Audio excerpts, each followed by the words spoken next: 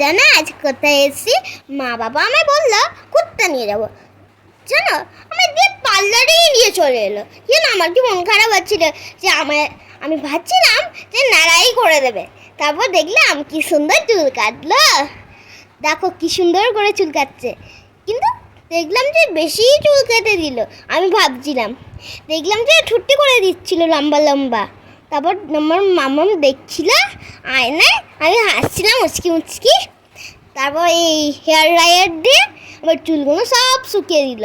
তারপর মুখে ভুতনি হয়ে গেছিলাম পুরো।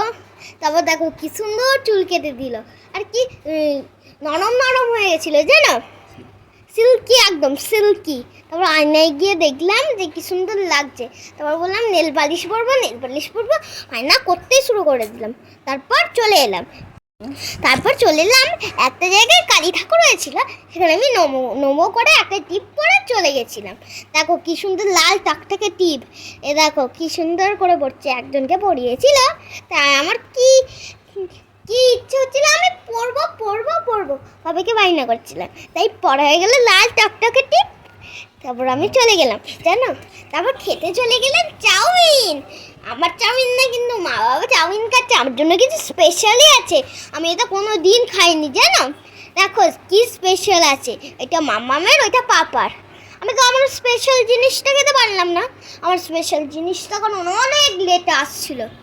তারপর আমি একটু খেয়ে নিলাম, কারণ আমার খুব জোর খিদে পেয়েছিল, তাই জন্য। তারপর আমি খেয়ে বললাম দারুণ হয়েছে। তারপর আমার স্পেশাল জিনিস চলে এলো মোগলাই।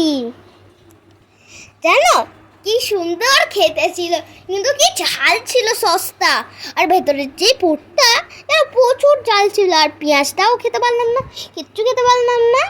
আমি একটু কামড় দিয়ে দেখলাম কি ঝাল, বাপরে। তারপর আমি পাপার ওইটা নিয়ে চলে এলাম, পাপার চাউমিন, আর পাপা আমার এই মোগলাইটা খেয়ে নিল। আমার বাজে লেগেছিলো, তাই একটু আমি খেয়ে নিলাম যাতে আমার পেটটা একটু ভরপুর থাকে। তারপর আমি পাপাকে এটা দিয়ে দিলাম। তারপর একটু ভালো লেগেছিল, তাই আমি একটু খেলাম, জল খেয়ে নিলাম পাপার এটা খেয়ে। যদি ভালো লাগে তাহলে একটা লাইক, শেয়ার, সাবস্ক্রাইব। বাই।